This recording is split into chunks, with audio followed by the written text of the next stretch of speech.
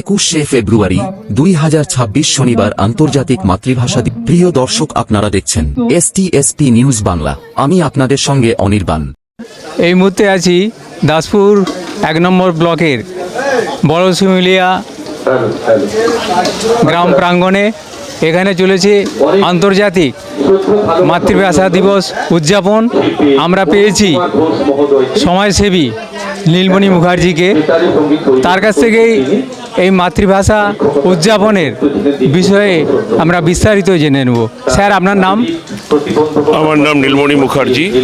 আমরা এই মাতৃভাষা আন্দোলন কেন পালন করি? মোদের গৌরব, মোদের আশা, আমরি বাংলা ভাষা।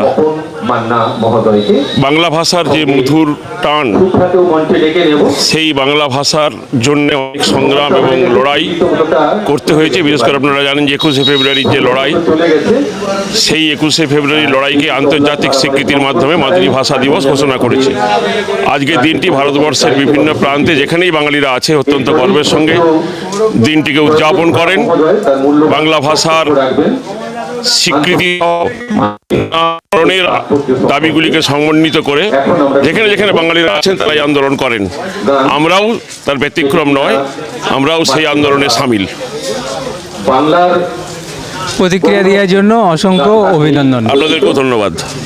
এই সময়ের বিশিষ্ট সাহিত্যিক, কবি, প্রাবন্ধিক বরুণ বিশ্বাসকে, বরুণবাবুর কাছ থেকেই আজকের যে অনুষ্ঠান মাতৃভাষা দিবস আন্দোলন কেন হয়েছিল সেই বিষয়ে উদযাপন হচ্ছে, তো সেই বিষয়েই বরুণবাবুর কাছ থেকে বিস্তারিত আমরা জেনে নেব। স্যার, আপনার নাম? আমার নাম শ্রী বরুণ কুমার বিশ্বাস, নিখিল ভারত বঙ্গ সাহিত্য সম্মেলন ঘাটাল শাখার আমি কর্মাধ্যক্ষ। আপনারা এই অনুষ্ঠানের ব্যবস্থা করলেন কেন? আজকে 21শে ফেব্রুয়ারি আন্তর্জাতিক মাতৃভাষা দিবস। তার মানে শুধু যে বাংলা ভাষাই নয়, সারা পৃথিবীর বুকে আজকের দিনটি যে যে দেশের তাদের যে মাতৃভাষা, সেই মাতৃভাষা হিসাবে স্বীকৃতি পেয়েছে আজকের দিনটি। আমরাও বাংলার বুকে বিভিন্ন কোণে কোণে আজকের দিনটি আমরা অত্যন্ত মর্যাদার সঙ্গে পালন করছি। আমরা এখানে ঘাটাল মহকুমা তথ্য সংস্কৃতি আধিকারিকের ব্যবস্থাপনায় এবং নিখিল ভারত বঙ্গ সাহিত্য সম্মেলন ঘাটাল শাখার সহযোগিতায় এবং বড় শিমুলিয়া শহীদ ক্ষুদিরাম স্মৃতিরক্ষা সোসাইটির ব্যবস্থাপনায় আজকের দিনে আমরা এই দিনটি অত্যন্ত মর্যাদার সঙ্গে পালন করছি।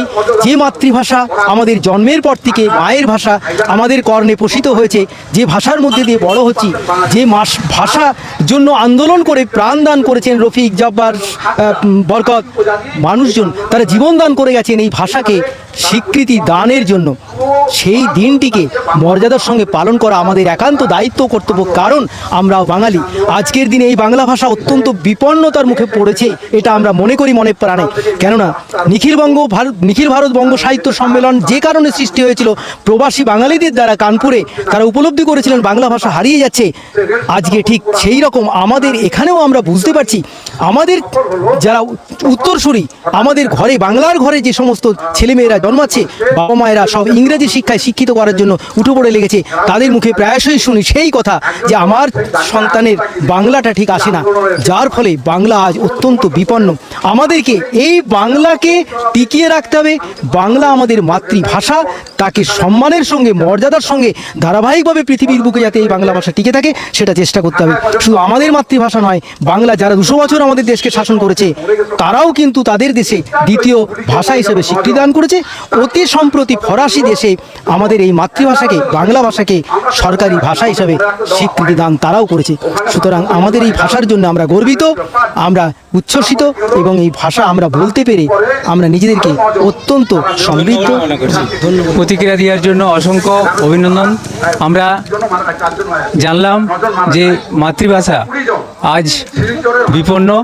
এই মাতৃভাষাকে বাঁচিয়ে রাখতে আমাদের যেমন আন্দোলন করতে হবে এবং আগামী দিনে মাতৃভাষার চর্চা যাতে সরকারি পর্যায়ে বিভিন্ন দপ্তরে করা হয় সেই বিষয়ে আমাদের লক্ষ্য রাখতে হবে। ক্যামেরায় রাজীব পাত্রের সঙ্গে আমি শ্যামাপদ প্রামাণিক, STSP news Bangla, Indian news Kolkata. সবার খবর সবার আগে সরাসরি বড় শিমুলিয়া প্রাঙ্গণ থেকে।